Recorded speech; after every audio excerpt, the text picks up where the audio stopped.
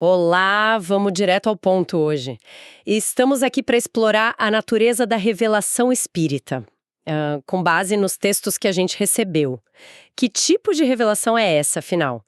Como ela se encaixa, ou sei lá, se diferencia de outras formas de conhecimento, tipo a ciência ou mesmo outras fés? É isso que a gente vai investigar hoje. A nossa conversa vai se basear nos trechos de O Caráter da Revelação Espírita, e a meta aqui é entender as ideias centrais, sabe? O que o texto diz sobre o espiritismo como revelação, qual a relação dele com a ciência e quais as consequências morais, filosóficas disso tudo. Perfeito. E o texto começa pelo básico mesmo, que é fundamental. O que significa revelação? A palavra vem do latim, revelarem, que é literalmente tirar o véu. Então, no sentido mais amplo, é simplesmente isso: dar a conhecer algo que estava escondido, secreto, desconhecido. Interessante essa origem, tirar o véu. E seguindo essa lógica, o texto até sugere que a ciência pode ser vista como um tipo de revelação, certo? Ele cita Copérnico, Galileu, né? Revelando como funciona o sistema solar, a geologia mostrando a história da Terra. Exato. É como se a ciência estivesse sempre descobrindo os segredos da natureza, tirando véus, né? Precisamente. A ciência desvenda os mistérios do mundo material. Só que o texto logo coloca uma condição que é crucial para qualquer revelação, ainda mais se ela for dita divina. Tem que ser verdadeira. Ah, claro. Uma revelação que os fatos depois desmentem, bom, ela deixa de ser revelação.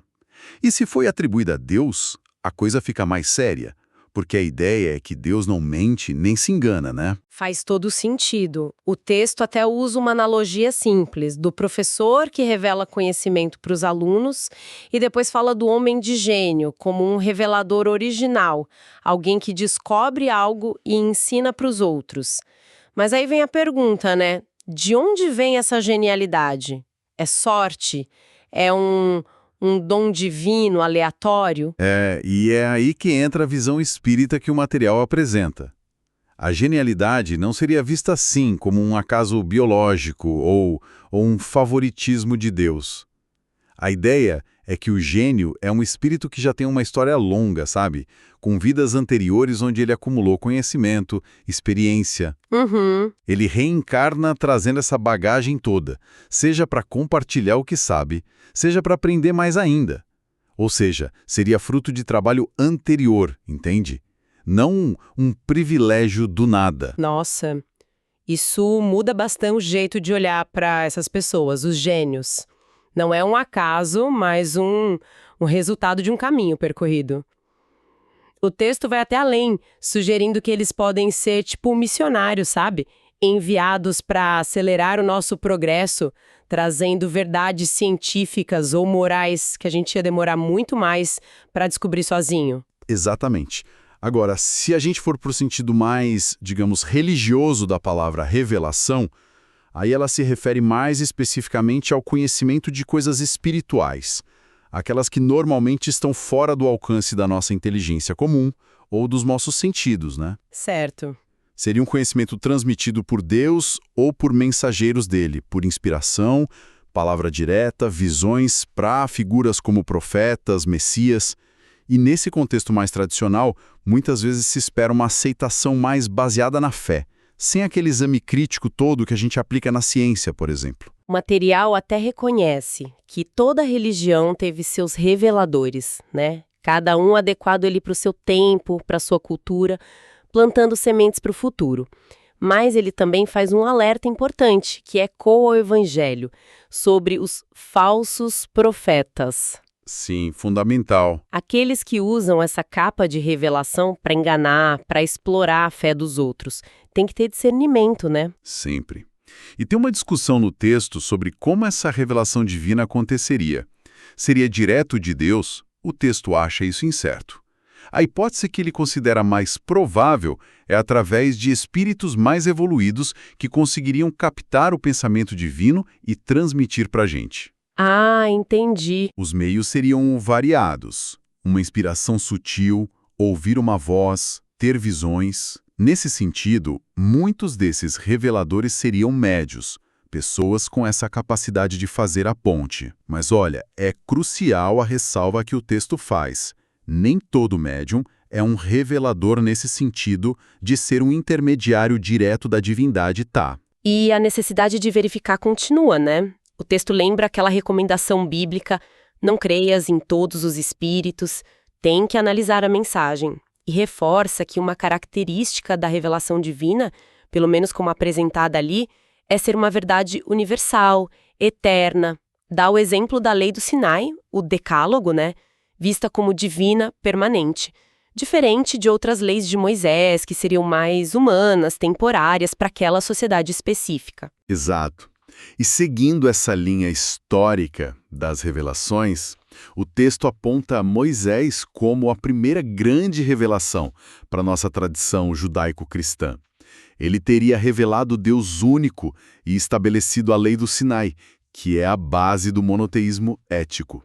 Um marco, sem dúvida. E depois, o Cristo, apresentado como a segunda grande revelação. Ele teria mantido a essência do que era eterna na lei antiga, mas rejeitado o que era só da época, né? E o principal, ele trouxe uma visão nova de Deus. Totalmente nova. Não mais aquele Deus distante, às vezes até vingativo do Antigo Testamento, mas um Deus Pai, próximo, justo, bom, misericordioso. Um Deus que valoriza o amor, o perdão, a intenção por trás do que a gente faz, muito mais do que o ritual externo. Nossa, isso muda tudo na relação da pessoa com o divino e com os outros. E segundo a interpretação que o texto faz, o ensino de Cristo foi de propósito incompleto. Ele mesmo teria dito que tinha mais coisa para ensinar, mas que o pessoal da época não estava pronto para entender tudo. Por isso, ele anunciou a vinda do Consolador, o Espírito de Verdade, que viria depois para relembrar os ensinos dele e explicar todas as coisas.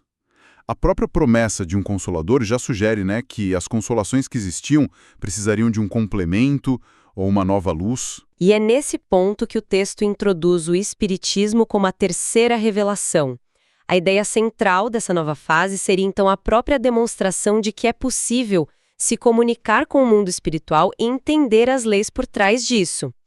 Não que acreditar em espírito seja novo, mas a proposta seria estudar isso de forma mais sistemática, sem superstição. Exato. O Espiritismo é apresentado ali na fonte como tendo um caráter meio duplo. Interessante. Ele participaria da revelação divina pela origem, que é considerada providencial, e pelo conteúdo vindo dos espíritos, e ao mesmo tempo da revelação científica, pela forma como a doutrina foi elaborada. Como assim? Quer dizer, através do trabalho humano mesmo, de observar os fenômenos, coletar dados, comparar, analisar com a razão, com o livre exame. A origem seria divina, mas a construção do conhecimento seria humana, metódica. Ok, vamos entender isso melhor. O texto bate na tecla que o Espiritismo busca usar um método experimental. Observa fatos, ele dá até aquele exemplo curioso de espíritos que se comunicam sem nem saber que já morreram, compara esses relatos, analisa, tenta achar as causas, as leis por trás, e só aí tira conclusões, formula as teorias. A ideia é que a teoria tem que vir depois dos fatos, e não antes. Nessa visão, o Espiritismo se colocaria como o estudo das leis do princípio espiritual, da mesma forma que a ciência tradicional estuda as leis do princípio material. Seriam complementares, entende? Entendi. Uma olhando para a matéria, a outra para o espírito. Isso.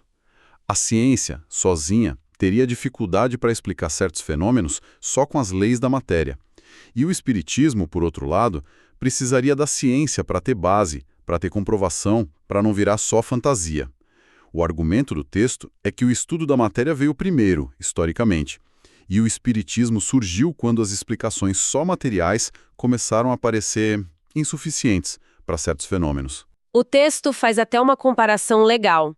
Diz que assim como a astronomia saiu da astrologia e a química saiu da alquimia, separando o que era conhecimento válido da superstição, o Espiritismo viria para fazer a mesma coisa com as crenças antigas sobre espíritos, magia, feitiçaria. Exatamente. A ideia seria pegar o fundo de verdade que talvez existisse ali, essa coisa da comunicação com o invisível, e estudar isso com método, com razão. Precisamente. E a simples possibilidade dessa comunicação, segundo o texto, já abre as portas para um mundo novo. E traz consequências enormes para como a gente entende a vida, a morte, a moral, as relações sociais. Seria uma verdadeira revolução nas ideias. E por isso ele é posicionado como a terceira grande revelação. Tá, e o que exatamente o Espiritismo acrescentaria aos ensinos de Cristo, segundo essa fonte? O texto detalha bastante, né? Diz que ele busca definir melhor a crença na vida futura, descrever como seria esse mundo invisível, explicar os laços entre a alma e o corpo, os mistérios do nascimento, da morte. A promessa é que com isso a pessoa poderia entender melhor de onde ela vem, para onde ela vai, qual o propósito de estar aqui na Terra. E um ponto centralíssimo nessa explicação toda é a ideia da progressão contínua da alma através de múltiplas existências, a reencarnação. Isso levaria à conclusão de que todos os espíritos são fundamentalmente iguais na criação, e todos estão destinados à perfeição, mas pelo próprio esforço. Nessa visão, não existiriam seres criados para o mal eternos, tais demônios. Seriam só espíritos ainda ignorantes e imperfeitos, nem seres privilegiados, os anjos. Seriam aqueles que já alcançaram um grau alto de evolução pelo próprio trabalho. Todos seriam, como o texto diz, filhos das suas próprias obras. E as implicações para nossa relação com quem já partiu também são fortes, né? A comunicação seria uma prova de que a alma sobrevive, que mantém a individualidade. A felicidade ou infelicidade lá no além não seria algo arbitrário, mas ligado diretamente ao grau de evolução moral e intelectual de cada um. Exato. E a justiça divina se manifestaria nas consequências naturais dos nossos atos, mas sempre com a chance de reparar, de progredir. A morte, vista assim, perderia aquele peso de fim absoluto, de coisa terrível. Vira mais uma passagem. E a reencarnação é apresentada como a chave para a gente entender muitas das aparentes injustiças da vida, né? Porque um nasce rico, outro pobre, porque uns morrem cedo, porque as aptidões são tão diferentes. A resposta estaria na bagagem que cada espírito traz das vidas passadas, o nível de progresso, as dívidas, os créditos. Faz sentido.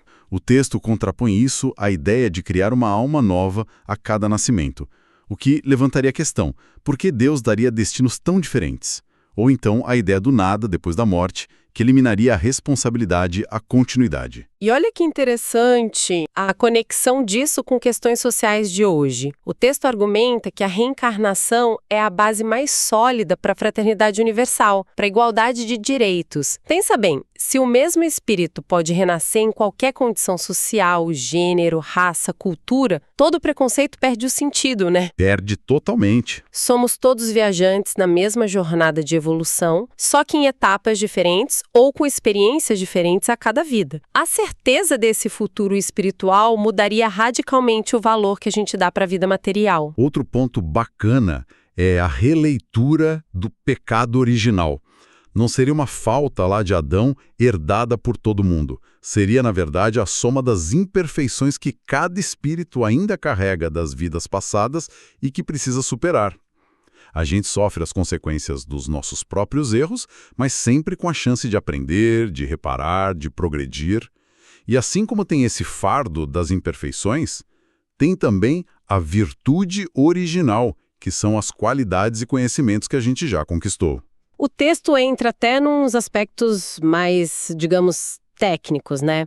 Fala do estudo das propriedades dos tais fluidos espirituais e da ideia do perispírito, que seria tipo um corpo semimaterial, fluídico, que liga o espírito ao corpo físico, denso, e serviria como veículo para o pensamento, para as sensações. A fonte até sugere que entender isso poderia abrir campos novos de pesquisa para a própria ciência. Sim, porque entender o perispírito e esses fluidos seria, segundo o texto, a chave para explicar dentro de leis naturais um monte de fenômenos que antes eram vistos como sobrenaturais, milagrosos ou simplesmente ignorados, tipo telepatia, clarividência, certos tipos de cura, obsessões espirituais, aparições. O espiritismo buscaria desmistificar isso, mostrando que tem leis por trás, mesmo que a gente ainda não entenda todas elas pela ciência materialista. Fica claro, então, que para essa fonte o espiritismo não vem para derrubar o evangelho. Pelo contrário, vem para confirmar, para explicar, para desenvolver com base nessas novas compreensões sobre as leis espirituais.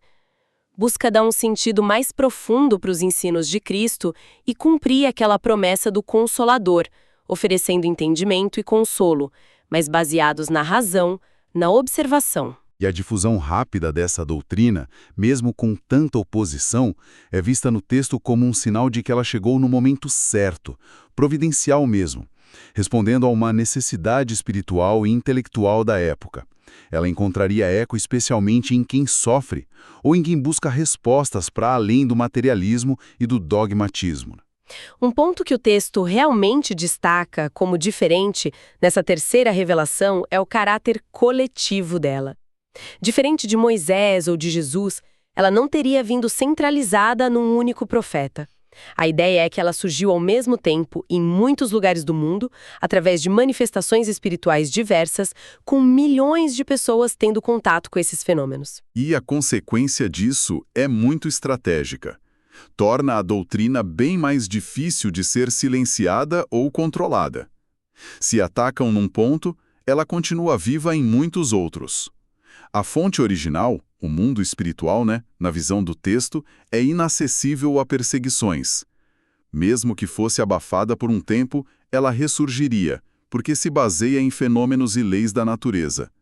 E as publicações, a comunicação entre os grupos espíritas, foram essenciais para unificar e consolidar esses ensinos que estavam surgindo de forma descentralizada. O texto faz um contraste interessante com as revelações anteriores, Diz que Moisés foi mais impositivo, Jesus, um conselheiro, usou a persuasão, mas ainda gerou muita controvérsia.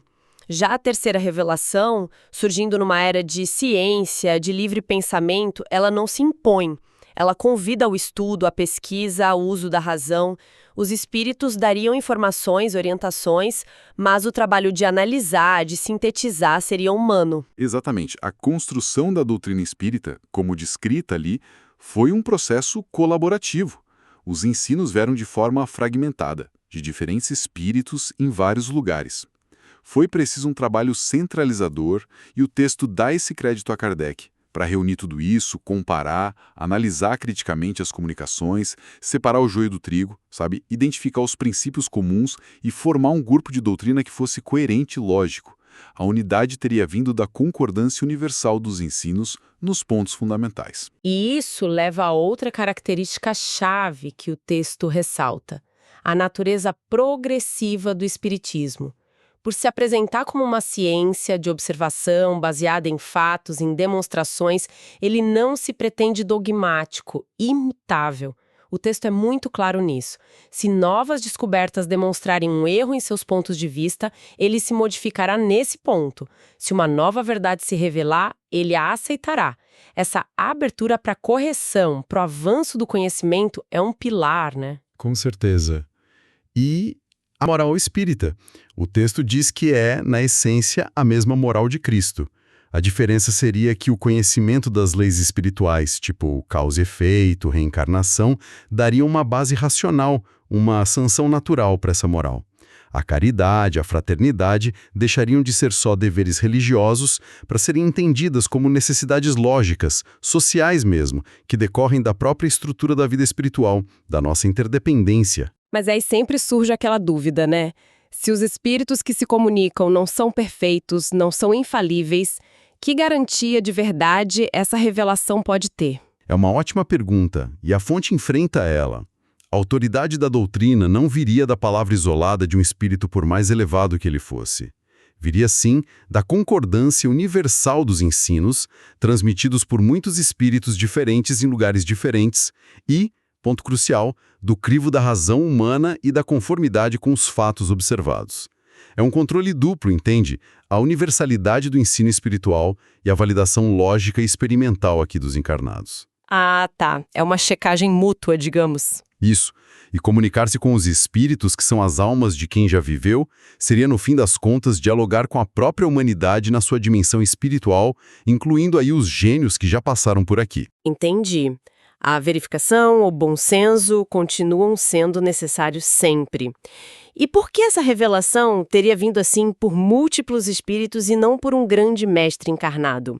O texto sugere que foi justamente para provar a existência do mundo espiritual de forma mais ampla, para a mensagem se espalhar rápido e para que a veracidade pudesse ser confirmada pela coincidência dos ensinos, permitindo que cada um verificasse por si.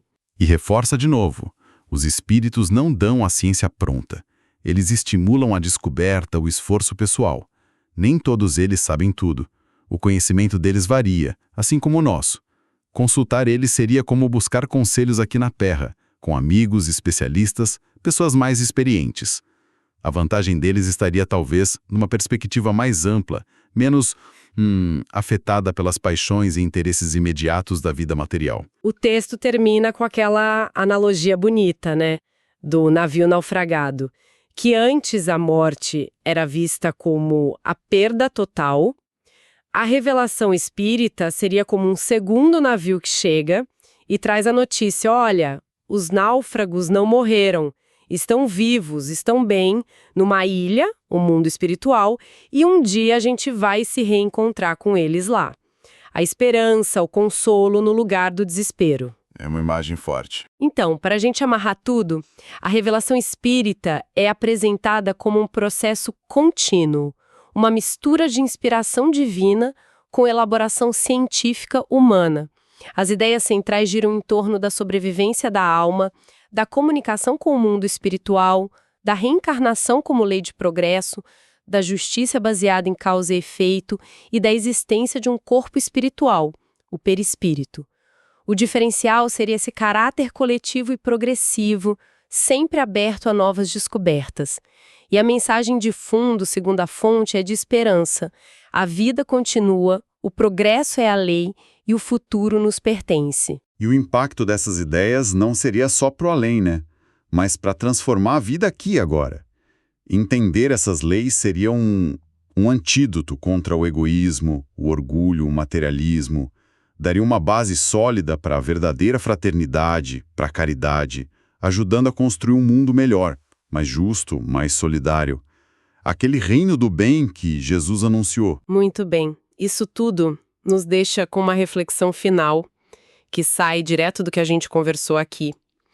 Se o Espiritismo, como essa fonte descreve, se propõe a caminhar junto com o progresso, a aceitar novas verdades que a ciência demonstra, mantendo essa abertura constante para a mudança, como é que essa postura pode inspirar a gente a encarar não só as nossas crenças espirituais, mas todo o conhecimento humano, o nosso próprio desenvolvimento? Como essa ideia de evolução constante pode moldar nossa busca por verdade, seja em que área for? Fica aí a provocação para a gente pensar.